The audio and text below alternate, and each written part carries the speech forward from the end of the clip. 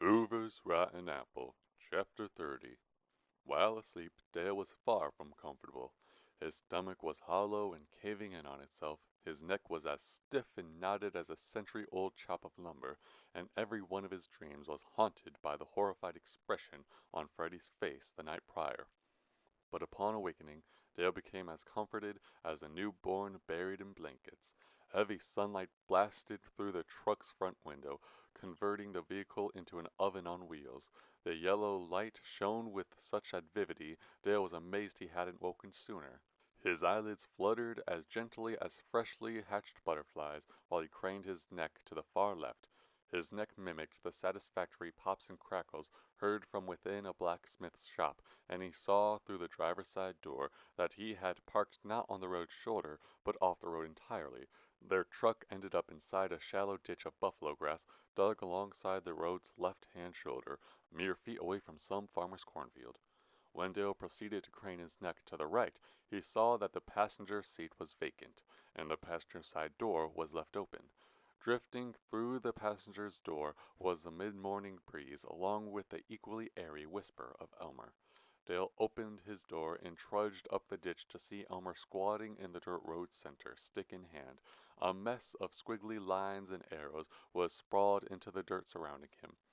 "And go here, then make a turn left," he mumbled, using the stick to slash the road. "Good morning, Elmer," Dale said, studying the mural in the dirt. Elmer jumped a foot in the air as though he'd been awakened from an ardent slumber. "Oh, didn't see you there. Get down here. You need to check this out. The map that Jimmy gave us back in Omen City was helpful and all, it really was, but it's also mostly completely useless as of now. Why? Because it points to Freddy, but it don't lead to his escape. His escape? His escape? His escape?" Dale kicked at Elmer's drawn road map, hoping to annihilate any physical evidence that Elmer dared to dream such a plan. "We can't break Freddy out of his chain gang. It's immoral and it's dangerous. Even if we succeed at freeing him, that'll only put Freddy on the exact same hellish boat as us. And he don't deserve what we're going through, running around getting chased by the cops and such." Surprisingly, Elmer didn't flare up in anger towards Dale's argument. He certainly worked to suppress a mysterious emotion, but his emotion clearly wasn't negative. His next sentence was smooth and well rehearsed. "So, we've established that I want to break Freddy out of his chain gang, and you don't, correct?" Dale's eyes darted to all the space surrounding Elmer, yet failed to focus directly on any distinct detail. He didn't answer Elmer's question as much as he guessed. "Sure?" "And it's been established since the dawn of time that you want to confront Hobo Crow man to man, face to face.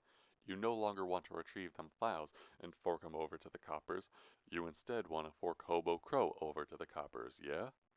Dale was uncertain over how to conduct his intonation as he said, "Yeah?" Elmer clapped loud enough to startle the certainty back into Dale. "Well then, how about we compromise? We don't break Freddy out of the chain gang. Instead, we get ourselves all dressed up in our old prison stripes and break ourselves in. From there, you get all the information regarding Hobo Crow, and we'll both leave to live happily ever after." With an eye roll, Dale groaned, "But there is a catch." On hearing Dale, Elmer bounced with the joy of a leprechaun. "But there's a catch! If I swear not to break Freddy out of prison, to never mention the idea in any way, shape, or form from this point on, to never try to bribe, trick, or persuade you into committing such crimes, then you have to pinky promise to leave me out of any of your Hobo Crow business from here on out. I'm not saying you gotta abandon me to go after Hobo Crow, and I'm not saying you gotta abandon Hobo Crow to stick with me, and I'm certainly not saying I ain't gonna help you break into the chain gang to talk with Freddy. I promised him last night that I'd come back for him, and I plan on sticking through with that promise, even if it's just for one last goodbye. No, all I'm asking you is to not take me along when you decide to get killed by Hobo Crow. Promise?" Elmer extended his pinky. Dale stood, his hair flickering in the wind. He looked to the half-destroyed map drawn in the road. "Where's this map lead to, anyhow?" "It leads to all the tools necessary to break ourselves into Freddy's chain gang, so you can ask him about Hobo Crow." "And where's our destination on this here map?" Dale asked. "Give me your pinky, and I'll give you the answer." Dale scanned his surroundings to ensure no watching eyes could witness him perform such a childish ceremony with such seriousness. The only living souls within sight were Elmer and the vulture overhead. Fine, Dale said, raising his pinky. Elmer wrapped his pinky around Dale and shook with fanatical strength. With his drawing stick, Elmer proceeded to tap a cluster of squares drawn beside him. Our destination is right here. Now get into the truck, Dale. We got quite the road ahead. Chapter 31. The abandoned farm was positively no longer abandoned. Cars, trucks, tractors, and rattle traps were parked around every corner of every barn. Vehicles lined the driveway and surrounding roads, with a few crammed into the encompassing pea fields. For every automobile was about 10 people, all crowding around the once vacant property. Everyone was dressed in their most splendor gray rags. The men wore shapeless hats and grease-stained overalls. The women wore house dresses washed of all color and bonnets to keep their hair from whipping about in the wind. And the children wore whatever would fit, whether it be oversized pass-me-downs or burlap flour sacks with holes cut in for the arms and legs to slip through. Everybody, regardless of age or gender, worked on transferring junk from their cars into one of the white barns Dale and Elmer had explored so long ago. Dale's truck joined the line of nearly 20 cars parked alongside the dirt road leading up to the barn village. I don't think this is a bright idea, Elmer. All it'll take is one man out of all them standing around to recognize us. You don't gotta worry about nothing. Everything's gonna be sunny and fine. As if mere lip service guaranteed success, a flash of confidence spread across Elmer's mane. Come on, let's get our striped BJs and get back on our way.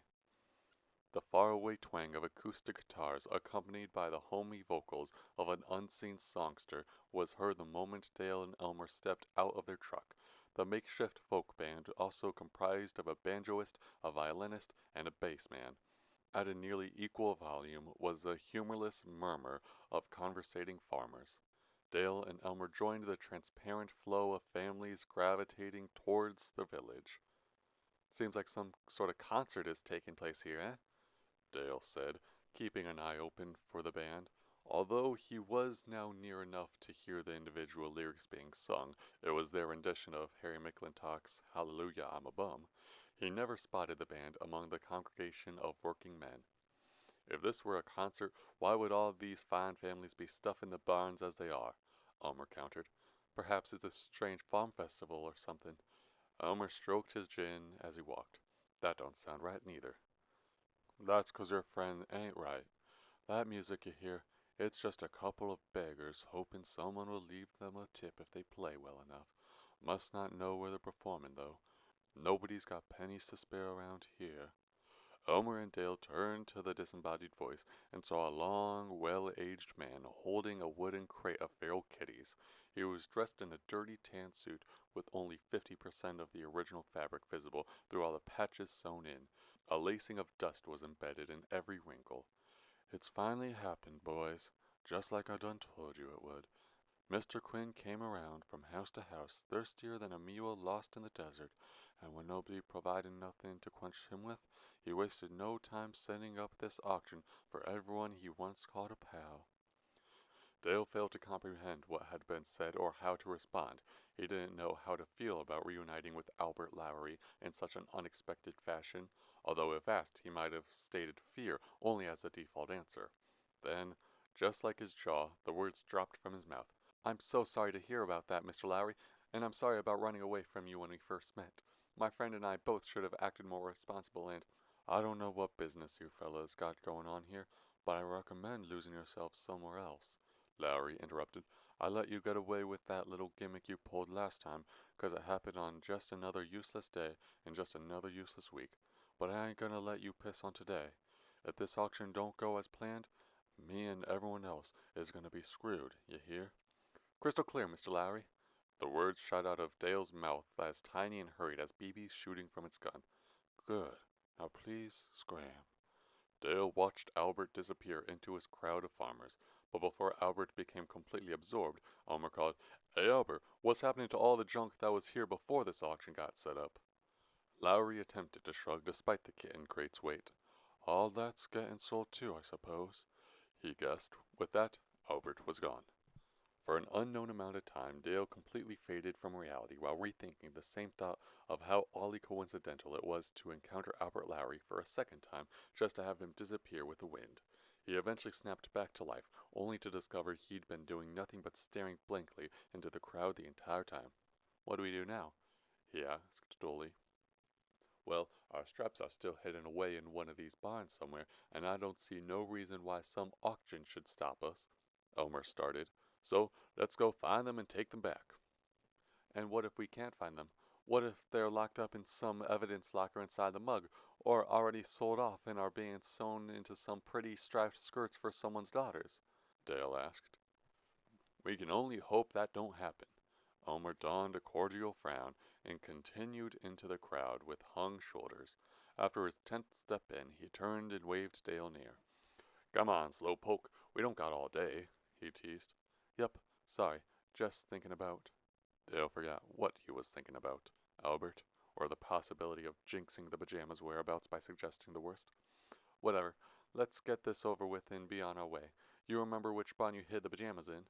"No, I was too busy freaking out 'cause I thought you was dead when I hid them. But they're in one of these here barns, trust me." The crowd was nearly impenetrable, unless one was willing to collide into a farmer. Each farmer wore their iconic Depression-era scowl as is, and their temperament only grew increasingly sour as Dale accidentally smashed into them. Despite the crowd's eventual thinning, it remained impossible for a man of Elmer's size to avoid bumping shoulders. Someone new received a gentle push and no apology whenever Elmer took a step. His fingers itched to glide into their pockets as he slid by, although what would he possibly snag? Pocket lint? A fingernail? Certainly not cash. Not from these.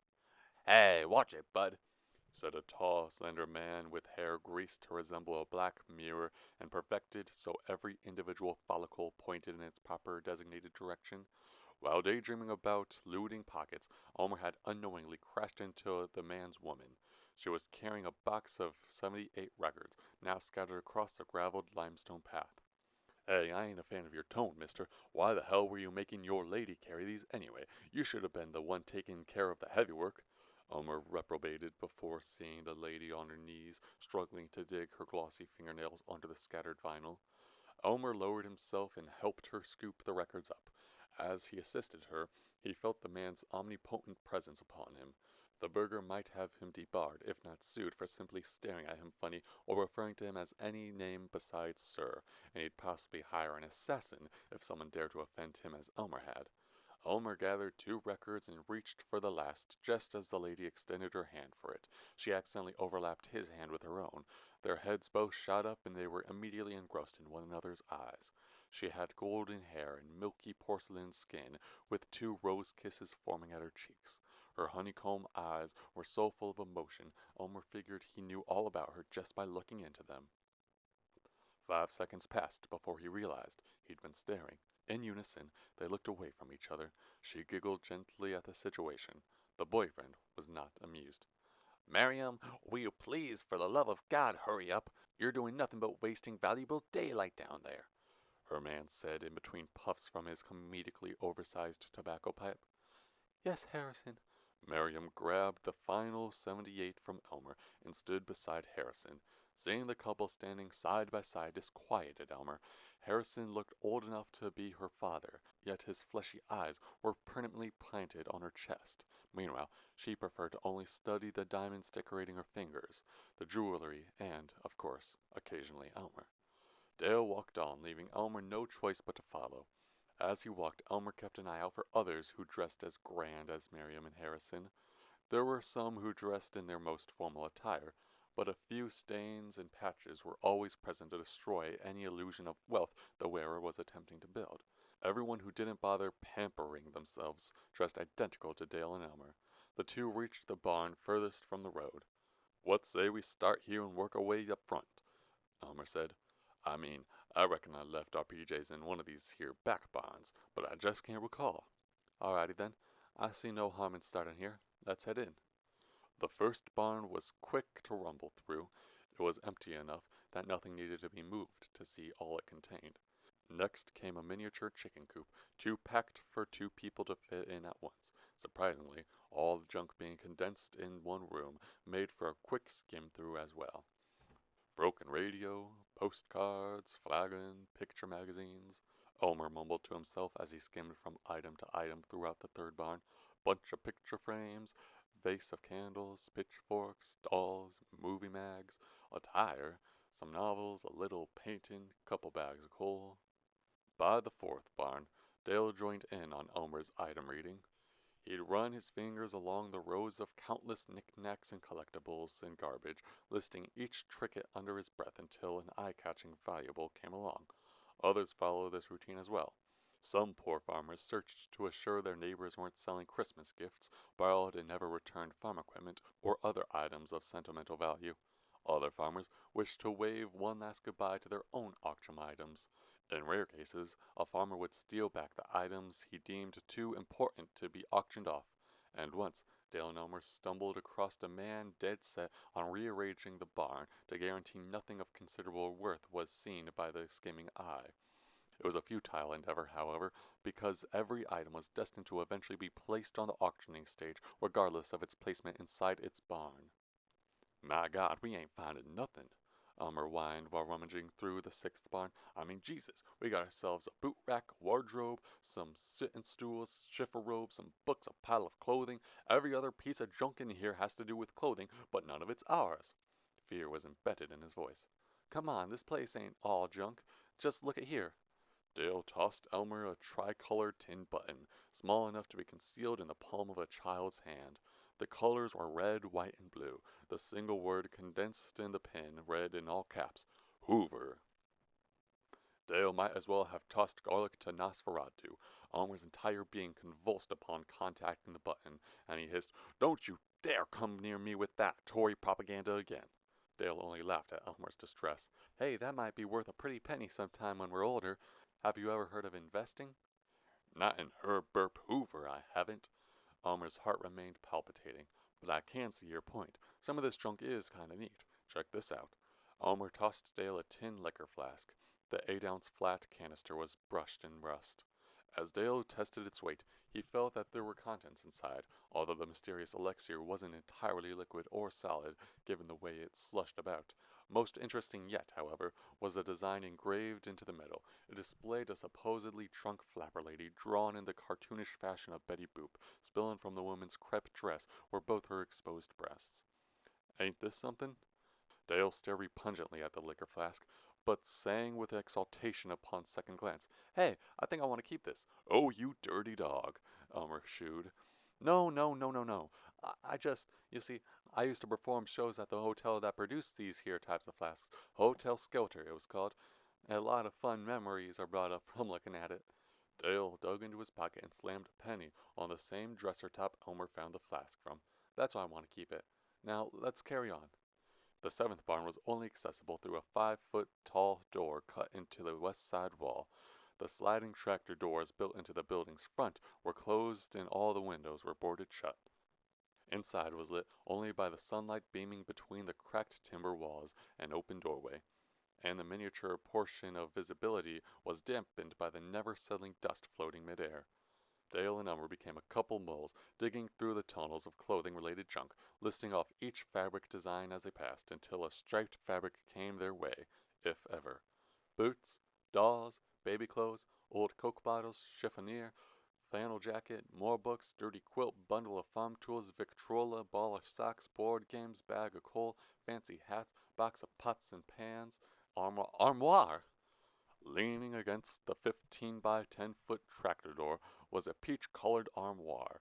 Trapped inside the armoire's dual doors was a black and white striped sleeve. Dale opened the armoire and found both pajamas hanging alongside two black and white matrimonial dresses. "Oh my, oh my, oh me, oh my, they was even washed." "Now I'll be," Elmer said, although his attention was by no means fixated solely on the pajamas. Instead, he scouted the barn to assure that he and Dale were alone to proceed without interruption. "What now?" Dale asked. Elmer had already stripped off all his clothes except his boxer briefs and socks. One of his legs was wiggling into the striped uniform. "I'll tell you what, I'm going to put this on, put my other clothes on over it, and stroll back to our truck as if nothing happened, and I recommend you start doing the same," Elmer said as he pogoed on one leg. The other was lost in the striped fabric. Grand idea and all, but I think you're putting on my straps, Dale said. It don't matter which one I'm putting on. They've all got the same size and design and all that rubbish anyhow, Elmer said, squeezing his foot through the sleeve. It does too matter, because they ain't all the same size. That's why you're struggling so much. They're the same size, I say. Must have just stuck my foot down the wrong hole, is all. Elmer retracted his foot from the sleeve. Also, why am I the only one in my trousers? Unless you got a better plan for concealing these, you got a strip. No, I guess I don't got no ideas that can outshine yours. Dale unbuttoned one of his overall bibs. Before he unbuttoned the second bib, the light bleeding from the barn's open doorway diminished completely. Someone had entered and was now watching them curiously. It was a girl who watched them, and cradled in her arms was a wooden box of 78 records. Miriam, Elmer gurgled on his words. Sorry, I didn't mean to call you Miriam. Mrs. I don't know your last name, actually. Elmer blinked, remembering his entire body was exposed, with exception to his feet and privates. He turned to the pile of disregarded clothes he'd been wearing beforehand and battled to redress himself. Come on, Elmer, you're being indecent. Dale was snapping his fingers, only further distressing Elmer. All the while, Miriam laid her box of records at her feet and approached Elmer. He'd hardly worked his shirt over his shoulders by the time she reached him. She laid two open hands on his cheeks, spellbinding him into paralysis. Quinn, she whispered. My last name is Quinn. And you know where I got that last name? Miriam's hand slid onto Elmer's broad shoulders. She leaned close enough for him to feel her peppermint breath as she whispered, My husband. Just as she finished speaking, the doorway blackened and in marched Mr. Quinn. Miriam, what's happening here? He asked, never breaking eye contact with Elmer. Nibbling playfully at her knuckles, she cried, There's naked people in here trying to ruin your auction. Naked men, and they're trying to steal from that armoire I was planning on buying too. Elmer blinked and regained consciousness. Oh, you shrew! He hissed, pushing Miriam away. Miriam only smiled as Elmer redirected his focus to once more redressing himself. But he only managed to cover one leg before Harrison reached the three. Your Majesty, Dale pleaded, forgetting which word to use when addressing burghers. Please, listen us out this one time. This ain't really what it looks like. We're just... Silence! I see exactly what you two were up to. Sneaking into my auction, trying to seduce my Miriam, trying to steal this fine fabric from this fine armoire that I'm sure Miriam would love to buy for herself. Yes, I see it all, and I think everyone else should see it too. Miriam, unlatch and roll open those tractor doors so everyone outside can see these disgusting maggots for what they are. Yes, Harrison, Miriam nodded. You know what? I've had enough of your crap. Not yet addressed, Elmer rushed towards Harrison, who instinctively raised his fists, expecting a fight. Elmer only squeezed in one shove before Dale intervened. Elmer, hold your horses, he commanded. You want us to get into more trouble than we're already in? Yeah, Elmer's one push was push enough. Harrison Quinn toppled to the floor, dirtying the backside of his suit, rearranging the flow of his hair, and knocking the smoke pipe from his mouth. Miriam started towards Harrison with outstretched arms, but he shooed her away. Don't mind me. Just open those tractor doors, goddammit! He spat while finding his footings. Yes, sir. Dale didn't know what to do with himself as he watched Miriam open the tractor door. An audience was already drawn simply out of curiosity regarding why the tractor doors were being opened. Countless squinting farmers peered in at Dale and the nearly nude Elmer. Dale wanted to run, but where to? And without Elmer, surely not. Harrison stood completely upright. The crowd of spectators were directly in front of him. Dale saw all the words forming inside Harrison's head. Harrison was fully prepared to slander Dale and Elmer, call them demented perverts, drastically exaggerate what he saw them do to Miriam, and forge a false narrative regarding their purpose in the auction to begin with. Yes, Dale saw it all inside that reptilian smile of Harrison's. He also saw Harrison's pipe laying in the dirt. The barn doors were fully open now. No word was yet to be spoken, but the audience's anticipation was tangible nonetheless. They were all dying to know why Elmer sat on the ground with only one leg in his pants and an unbuttoned shirt around his neck. They were all dying to hear the speech they knew Harrison was dying to present. Just as Harrison's lips parted to address the crowd, Dale butted in. Sir, he nearly whimpered, you dropped your pipe. Give me that. Harrison snatched the pipe from Dale and began his speech. Ladies and gentlemen, I have stumbled across two of the evilest, most vile creatures known to man. I'm fully convinced that these two scoundrels are nothing more than demons sent from the depths of hell to wreak havoc on this fine day." He waved to Elmer, who was too ashamed to move. Harrison sucked on his pipe and continued, "These friends are... they..." The audience, including Miriam and Elmer, peered at Harrison. "Well, what's up with them?" an audience member cried.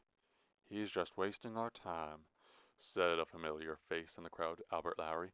"What a joke." A few people fled the crowd, but not enough to noticeably diminish its size.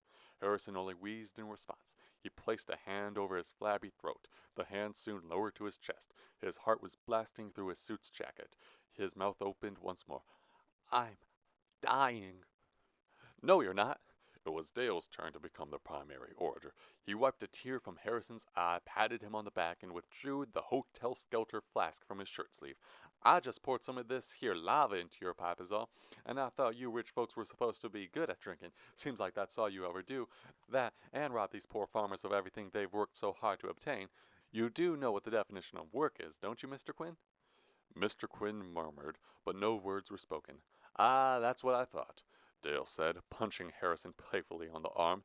"None of you rich folks do." Dale laughed, and the crowd laughed with him, and Elmer laughed with him, and Miriam, of all people, laughed with him. They all pointed their fingers and nudged their friends and laughed harder at him than they ever would have at some Sunday funny page. And after people stopped laughing at Harrison, they continued laughing simply for the sake of laughing. All the humility and more had been successfully transferred from Elmer to Harrison. With a soggy cough, Harrison cleared his throat. "Stop it! Stop laughing now!"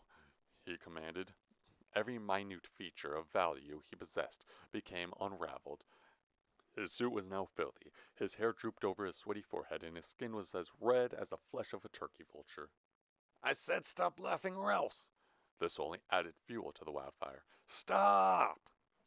Dale was so immersed in the tumult, he hardly noticed Elmer calling, "Come on, let's go," until Elmer grabbed the collar of Dale's shirt and dragged him away from the commotion. "What about our prison stripes?" Dale asked on his way to the truck. "You really think we can steal those stripes in front of all them people?" "No, sir," Elmer responded. "Plus, I just want to skedaddle before any of them people see us long enough to remember our face." "What's our next stop?" Dale was now climbing into their truck's driver's side seat.